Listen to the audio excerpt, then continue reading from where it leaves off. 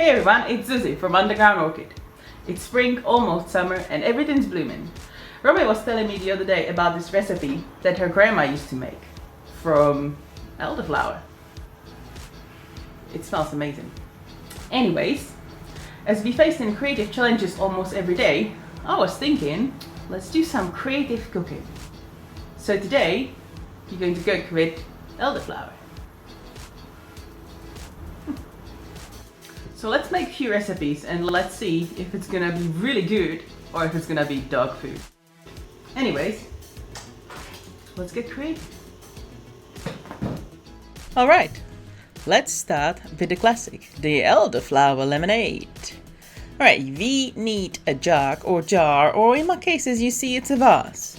Well, it is a vase, it's for flowers, elderflower, it's a flower, so it is all good. Let's fill it up with water.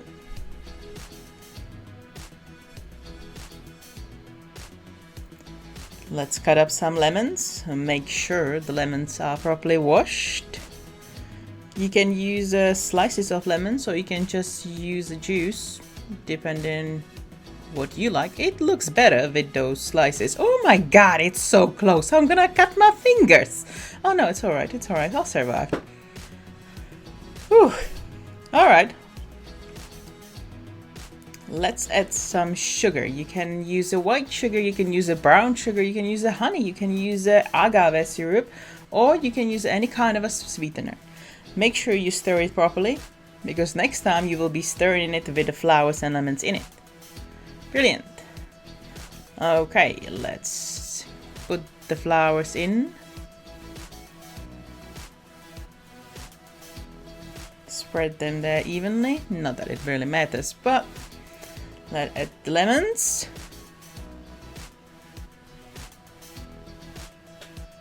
And here you go, that's it. Cover it up with a plate or a cheesecloth and stand aside for about 2 or 3 days. You will see some bubbles in it, but yeah, that's how it's supposed to look. Anyways, let's move on the next recipe. So this recipe is the recipe Romy was telling me about. It's a very easy recipe. I would say that the best translated would be elderflower fritters.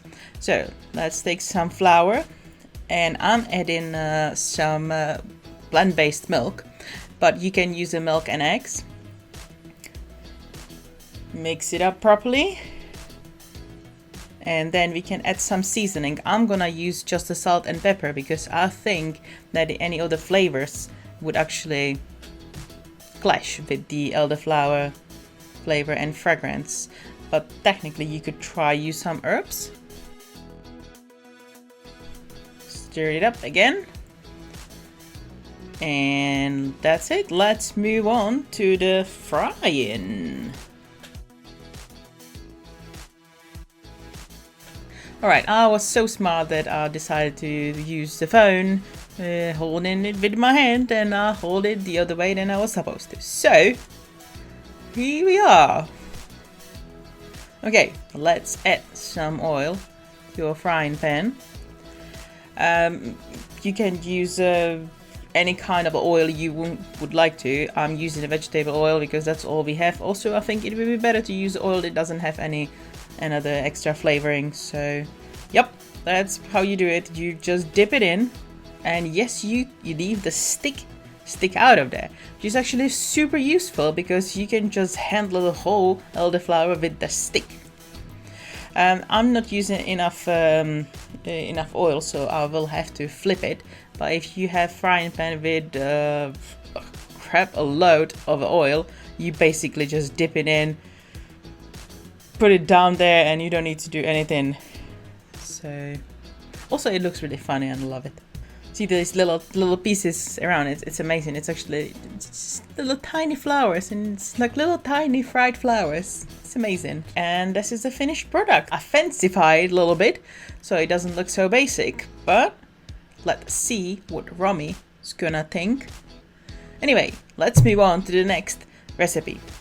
I basically made it up, to be really honest. I was just thinking elderflower fritters, it's savory, but the fragrance of the elderflower, it's sweet. So I was thinking, let's make some pancakes with elderflower in it. So you just make yourself the pancakes how you normally do. I must say that I've never really done proper pancakes because where I'm coming from we usually do crepes. So however you normally make pancakes, I'm gonna use flour and my plant-based milk. Stir it up properly, add some baking powder, some vanilla and some brown sugar.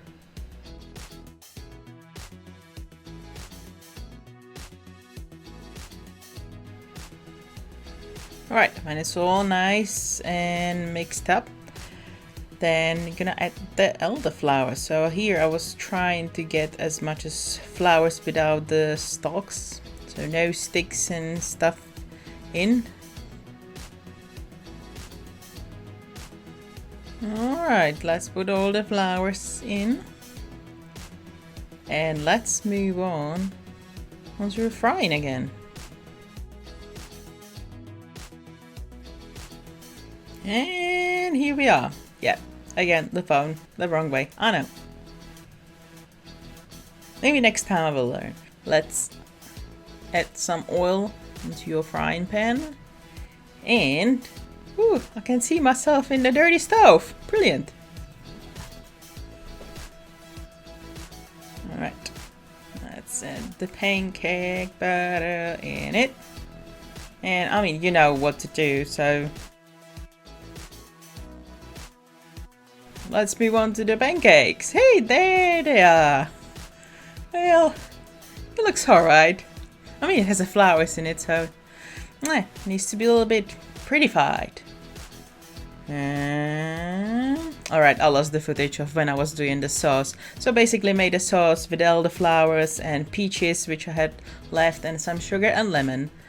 And basically made a sauce of that. And as I'm saying, I lost the footage, but here it is. Look at me. It was very easy. So let's see if it's actually good.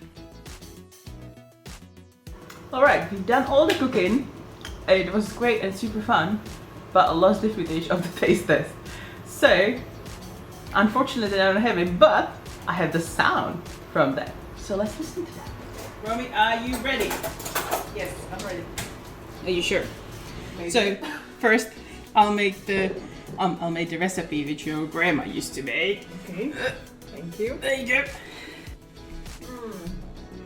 That's delicious.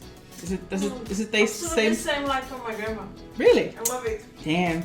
That's so good. Well, I'm getting old, so keep some space for pancakes. They look amazing. There you go. This is perfect. Absolutely perfect. I love it. Both of them. Alright, I must say it was really good. It was super fun, except one thing, and that's this lemonade. That's terrible. Seriously, unless you really like kombucha. Ooh. Anyways, thank you for watching, and I'll see you next time.